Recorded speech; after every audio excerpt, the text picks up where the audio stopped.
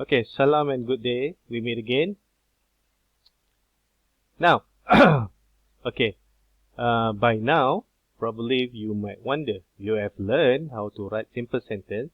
It's in a form of what we call as independent sentence without any conjunction. That is simple sentence. Now, you might wonder, so what's the difference between um, compound sentence here, and complex sentence? So you might wonder uh, how to write compound sentence and how to write complex sentence. So now, before we learn how to write them, it is appropriate for us to get to know what is compound sentence and what is complex sentence. Now, remember that we have studied independent clause and dependent clause. Now, I would like to remind you again, I will no longer will say subordinating conjunction and coordinating conjunction. Instead, I'm going to only say fanboys, and non-fanboys. So you should know when I say fanboys, it means coordinating conjunction, while non-fanboys is subordinating conjunction. So let's get to know with what we call as uh, compound sentence. So compound sentence is basically now like this. Okay. I'll give you an example. Compound sentence. So Haris vomits all morning. You see, there's one sentence, and he's still going to school. Another sentence. Let us check. Haris is subject. This is very important. I'm going to emphasize this again and again. This is very important. Haris is subject and vomit is verb. So it is a clause. Okay. How about the second one? He is a subject and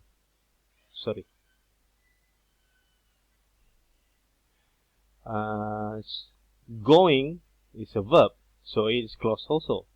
So these are independent clause, and another one is also independent clause. So independent clause plus combined with another independent clause.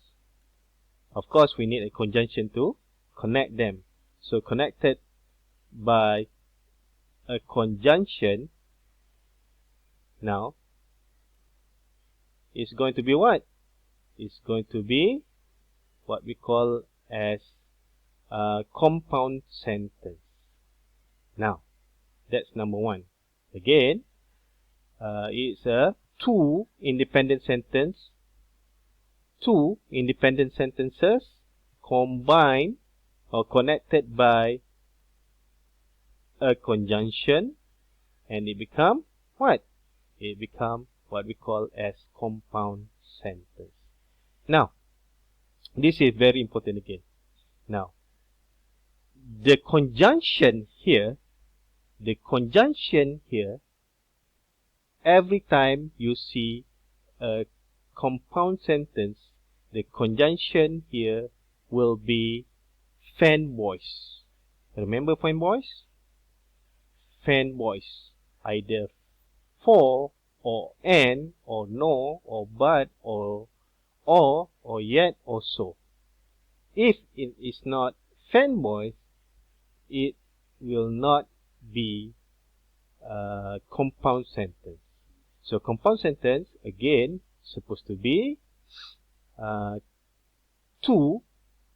This is sentence number one. this is which is independent sentence, and now this is independent sentence number 2, and both are a perfect clause, a proper clause, meaning it has subject and verb. Vomit is verb, and subject and verb combined with a conjunction, and the conjunction supposed to be what? Supposed to be one of the fanboys. Alright, that is one. That is what we call as compound sentence. We move on to the second one, which is complex sentence. Now, complex sentence, you see, is a combination between two types of sentences. Number one, this is independent sentence, which is he calls the nurse for help, while the other one would be dependent sentence, because he is suffocating. So, what do you call? It is the combination between independent sentence or independent clause and dependent clause. We combine the two, we will get what we call as complex sentence. Now, this is very important. There are two ways where you can write a complex sentence. Number one is the conjunction is at the beginning of the sentence. Because he is suffocating, he calls the nurse for help. Or, alternatively, the conjunction be here is supposed to be not a capital B. It's going to be what? It's going to be in the middle of the sentence. That connects between this sentence and this sentence. So, he calls the nurse for help because he is suffocating. Again, it is the combination. Complex sentence is combination between dependent sentence, dependent clause, and independent clause. This is one way to write it, and this is another form. He here is supposed to be capital H. He calls the nurse for help. Alright? So you should understand that. Now, okay. Now, let's see the examples of complex sentence. You see here. When, this is when the conjunction is at the beginning. When he handed in his homework, comma, he forgot to hand the teacher the last stage. Alright. So, this is the first form. You can see, they can pause and you can read the 5 sentences here. While the second one is a different form. The second form. The human brain never stops working. You see, the conjunction is in the middle until you stand up to speak in public. Alright. This is complex sentences.